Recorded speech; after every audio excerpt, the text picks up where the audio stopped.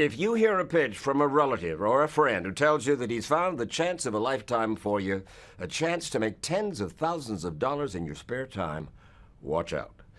You'll be told that all you have to do to begin is pay out a few $100s to join and then go out and get 2 more folks to pay a few $100s. And when they recruit 2 more and so on, your money will start rolling in. Well, the fact is that as many as 10 million Americans take part in this thing called network marketing.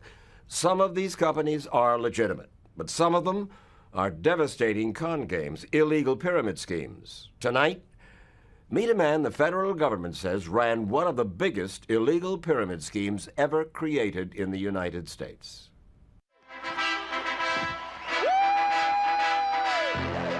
Stan Van Etten is the 37-year-old founder of a network marketing company called International Heritage.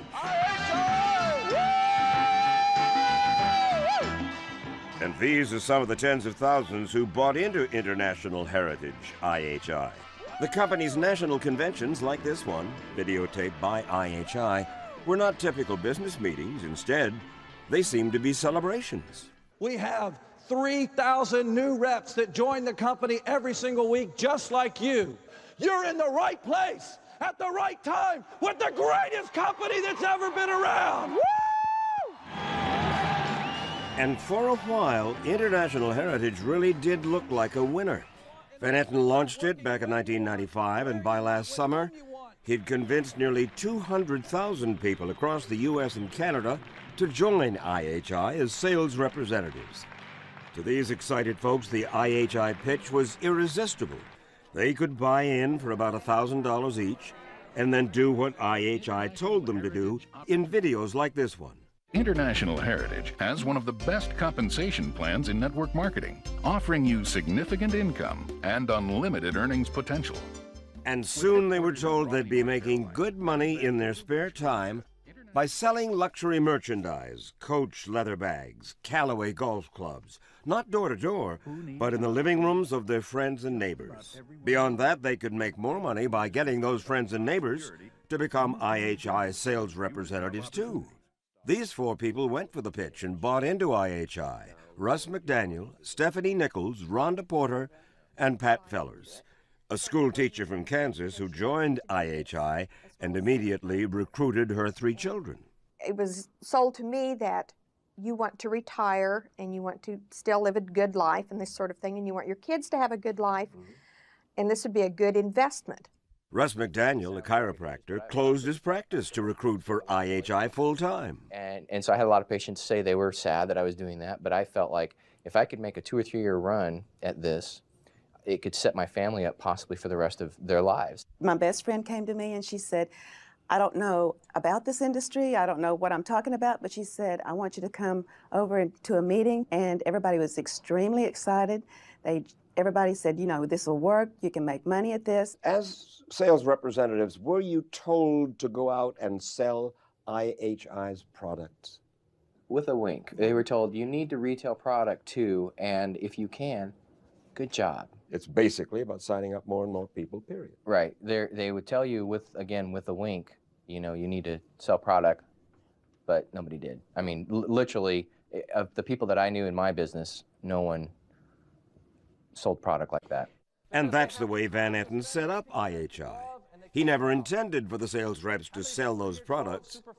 Instead, the real money they could make would come from getting other folks to buy into IHI, by convincing them to put in $1,000 too. It says so right here in the company's recruiting material. Sponsor 2 other people. Duplicate. Because this earns you commissions from the money your recruits pay to join IHI. Say that you paid that $1,000 to IHI for the privilege of recruiting as many people as you could into the company as sales reps. For that $1,000, you got not only a percentage of what your recruits paid in, but a percentage of everything their recruits paid in. And if your recruits enlisted enough other recruits, you could make a lot of money, theoretically. And no one was better at selling that path to a pot of gold than Stan Van Etten himself.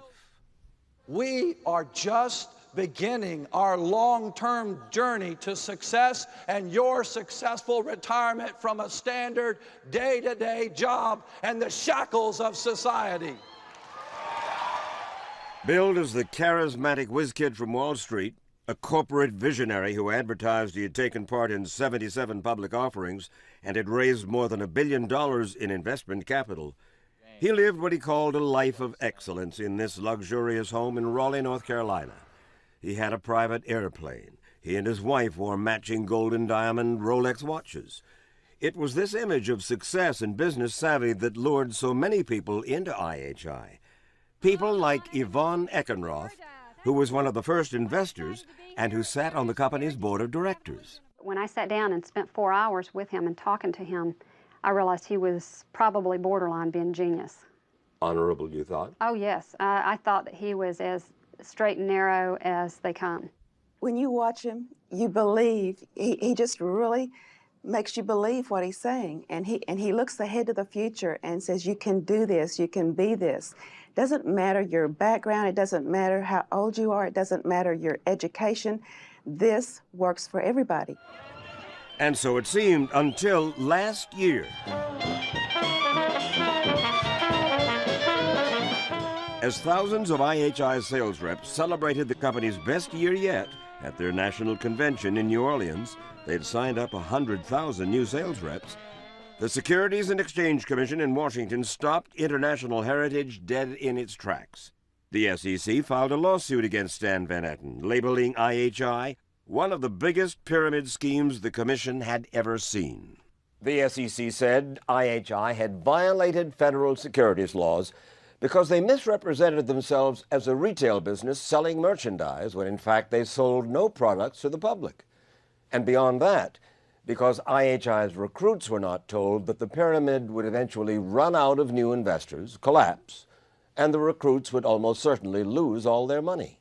It's a mathematical trick on the people who get involved.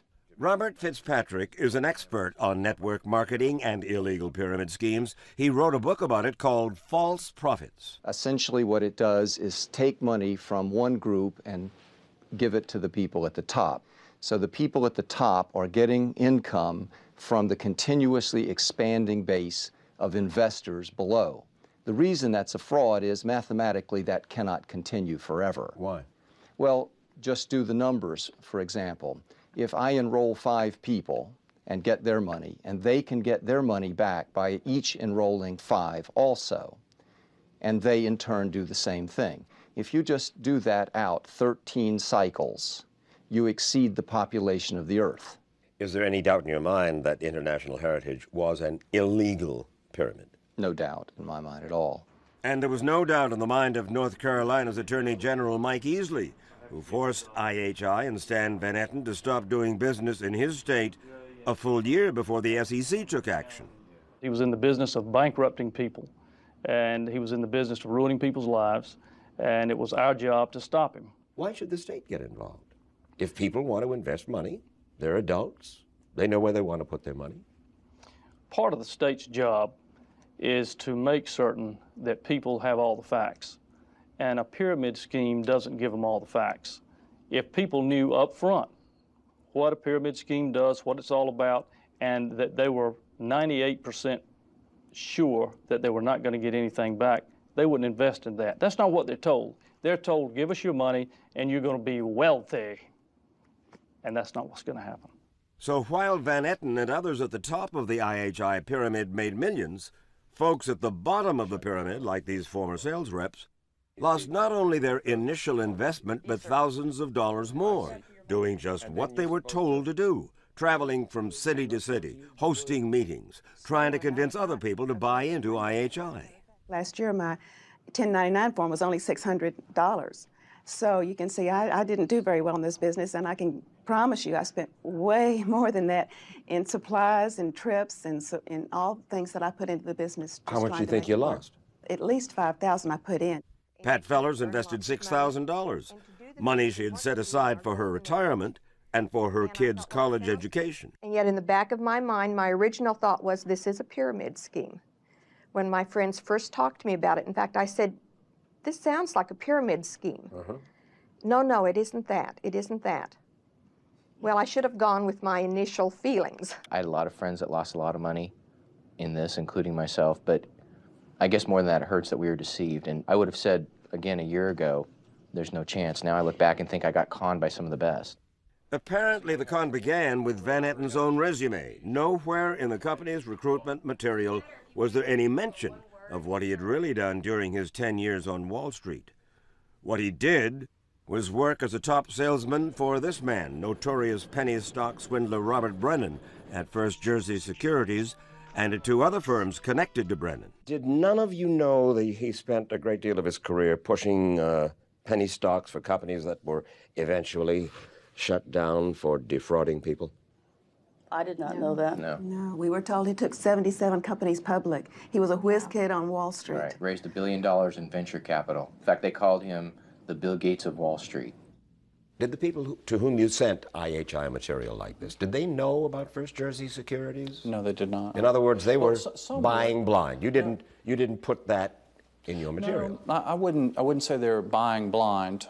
We didn't try and hide them, but certainly they were not exposed to the masses of people for IHI. Stan Van Etten says that regulators came after him because of his checkered past. He claims he is being singled out, and that International Heritage operated just the way scores of other network marketing firms operate. But that's not how former IHI board member Yvonne Eckenroth sees it. She lost everything she put into the company. Of course, he still maintains it's a legitimate multi-level marketing company and that he did nothing wrong. He believes that. He does. I'm sure he does. People that are pathological liars believe themselves. I don't even know how to respond to that. I guess it really boils down to the company is gone, International Heritage has failed, and with that loss, there's a need to blame. Last fall, Van Etten closed down IHI and filed for bankruptcy. And almost everyone involved in the company lost a lot of money. All told, more than $175 million. Van Etten claims that he too lost money, but court records show that over the 3 years IHI was in business, Van Etten was paid more than $6.5 million. I assumed the most risk. I built the company. I put the most money into it, and I intended to profit from that relationship. Do you have any idea how many homes have been lost because they can't keep up mortgage payments? Sure. Or People how many develop marriages have busted up? It's a sad, sad story. I started out by saying that wears on me daily. It is the death of the company that has caused the pain and the financial loss. It is not Stan Van Etten. Despite all that's happened, Van Etten still maintains he has done nothing illegal. He says that if the SEC hadn't filed a lawsuit against IHI, the company would still be thriving. And believe it or not, there are still folks who lost their money in IHI who have not lost their faith in Stan Van Etten. Stan still has a following today of people that if Stan said, I'm going to head up another company and we're going to kick it off, he would have a following like you wouldn't believe. Even the people who lost so much money first time around? There are so many that still think that Stan hung the moon and stars. But then there's those that would like to see him behind bars. I think it's safe to say that the problems of IHI are not yet over. North Carolina's Attorney General Mike Easley may be right about that, because the FBI is currently investigating IHI and Stan Van Etten for possible criminal indictment.